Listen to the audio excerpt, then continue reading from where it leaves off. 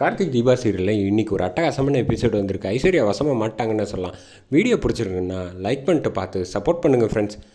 இங்கே ஐஸ்வர்யா வந்து ஃபோன் பண்ணி ரியா கிட்ட பேசிகிட்டு இருக்காங்க. ரியா வந்து நாசுக்காக வந்து இந்த பிரச்சனையில் நம்ம தலையிட வேணாம்னு நவுந்துடுறாங்க. நவுந்ததுக்கப்புறமேட்டுக்கு அபிராமி அம்மா உள்ளே கூப்பிட்றாங்க காருக்கு. வா, எவ்வளோ நேரம் ஆச்சு, அப்படி வா போகலாம் அப்படின்னு சொல்லிட்டு உள்ளே அழைச்சிட்டு வந்து காரில் உட்காருங்க. உட்காந்தானே இப்போ கொஞ்சம் பரவாயில்லையா அப்படின்னு.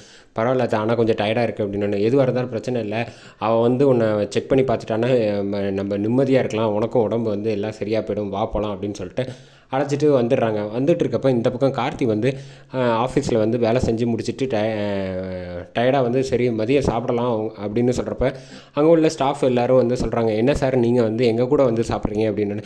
ஏன் நானும் உங்களை மாதிரி வந்து ஒரு தொழிலாளி தானே, ஏன் நான் சாப்பிடக்கூடாதா அப்படின்னு. இல்லை சார், எதுவாக இருந்தாலும் நீங்கள் வந்து பெரிய முதலாளியாக இருந்தீங்கல்ல அப்படின்னு. பரவாயில்ல, இப்போ என்ன உங்கள் கூட வந்து சாப்பிடக்கூடாதா என்ன, உட்காருங்க அப்படின்னு. இல்லை சாப்பாடு கொஞ்சம் சுமாராக இருக்கும் அப்படின்னு. என்னங்க சொல்கிறீங்க அப்படின்னோன்னே, எதுவாக இருந்தால் அட்ஜஸ்ட் பண்ணி சாப்பிட்டுக்கலாம் வாங்க அப்படின்னு சொல்லிட்டு வந்து கார்த்திகை சாப்பாடு வந்து வரிசையாக லைனில் நின்று வாங்குறாங்க.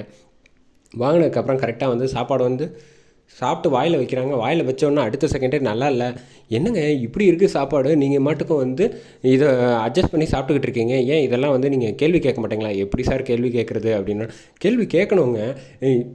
உங்களுக்கு ஒன்றும் நாங்கள் சாப்பாடு வந்து சும்மாலாம் ஒன்றும் போடலையே, உங்கள் சம்பளத்தில் 10 ரூபா பிடிச்சிக்கிறோம், பிடிச்சதுக்கப்புறமேட்டுக்கு தானே போடுறோம், நீங்கள் வந்து நியாயப்படி முறைப்படி கேட்கணும் சார். இது மாதிரிலாம் எதிர்த்து பேசினா காளி சூப்பர்வைசர் வந்து கண்ணாப்பண்ணான்னு திட்டுவார் சார் அப்படின்னோன்னா, ஓ அப்படியா, அதான் விஷயமா, சரி வந்து முதல்ல காளியை நான் ஃபோன் பண்ணி கூப்பிட்றேன்னு வர சொல்லுங்கள், எதுவும் இருந்தால் பார்த்துக்கலாம் அப்படின்னு சொன்னதுக்கப்புறம் கரெக்டாக காளி இங்கே வந்துடுறாப்புல. வந்ததுக்கப்புறமேட்டுக்கு என்ன பிரச்சனை அப்படின்னோடனே, என்னையா சாப்பாடு இவங்க கொடுக்குறீங்க, கொஞ்சமாவது நியாயமாக வேணாமா, அதான் இவங்க சம்பளத்தில் 10 ரூபா வாங்குறீங்கல்ல அப்படின்னோடனே, இங்கே பாரு, இப்போ நீ வந்து வெறும் ஸ்டாஃப் மட்டும்தான், தேவையில்லாத விஷயத்தில் முதலாளி கிடையாது, தேவையில்லாமல் இதில் எல்லாம் தலையிடக்கூடாது அப்படின்னோடனே, யார் சொன்னால் தலையிடக்கூடாதுன்னு, நல்லா இல்லை, நியாயத்தை யார் வேணாலும் கேட்கலாம், நீ இன்னார் தான் கேட்கணும், இன்னார் கேட்கக்கூடாதுன்னு நீ பேசுகிறதெல்லாம் தப்பு அப்படின்னு சொன்னப்போ கரெக்டாக வந்து ஆனந்தம் வந்துடுறாங்க. அருணும் 2 பேரும் வந்ததுக்கப்புறமேட்டுக்கு என்ன பிரச்சனை அப்படின்னா, இவர் புதுசாக வந்து எல்லாருக்கூடையும் சேர்ந்து வந்து பிரச்சனை பண்ணிக்கிட்டு இருக்காரு அப்படின்னு. என்ன கார்த்தி அப்படின்னோடனே, என்ன சார் நாங்கள் என்ன பிரச்சனை பண்ணோம்? கார்த்தி வந்து நீ வேணால் சாப்பாடு சரியில்லை,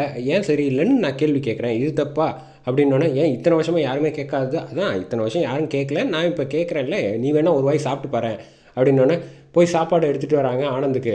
அப்படியே முக்கியமாக அந்த பொரியல் இருக்குல்ல, அதை கொஞ்சம் எக்ஸ்ட்ரா போட்டு எடுத்துகிட்டு வாங்க, அப்போ தான் அவனுக்கு பிடிக்கும் அப்படின்னு சொல்லிட்டு வாயில் வைக்கிறாரு ஆனந்து.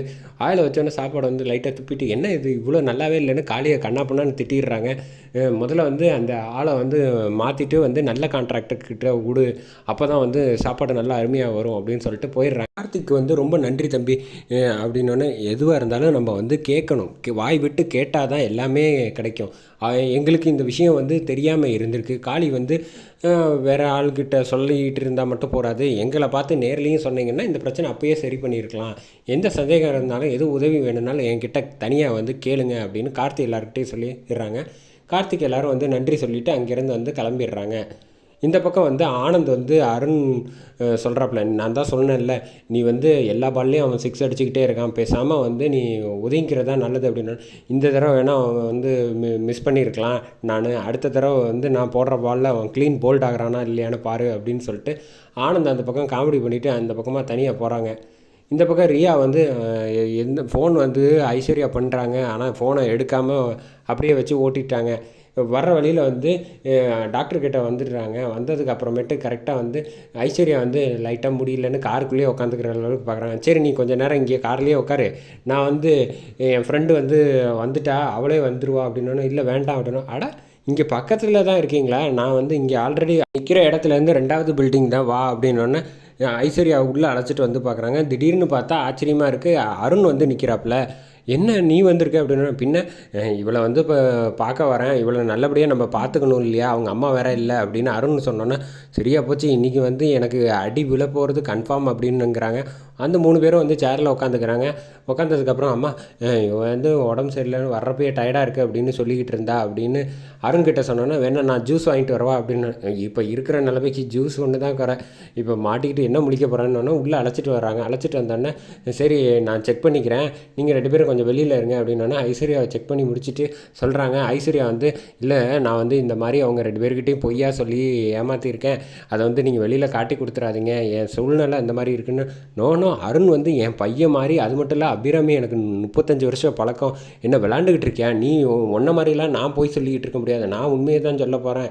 உன்னால் வந்து இப்போ சொல்லலைன்னு வச்சுக்க, எப்பயுமே நீ சொல்ல மாட்டே அப்படின்னு சொல்லிட்டு மாட்டி விடுறதுக்கு முடிவு பண்ணிட்டாங்கன்னே சொல்லலாம். அதோட எபிசோட்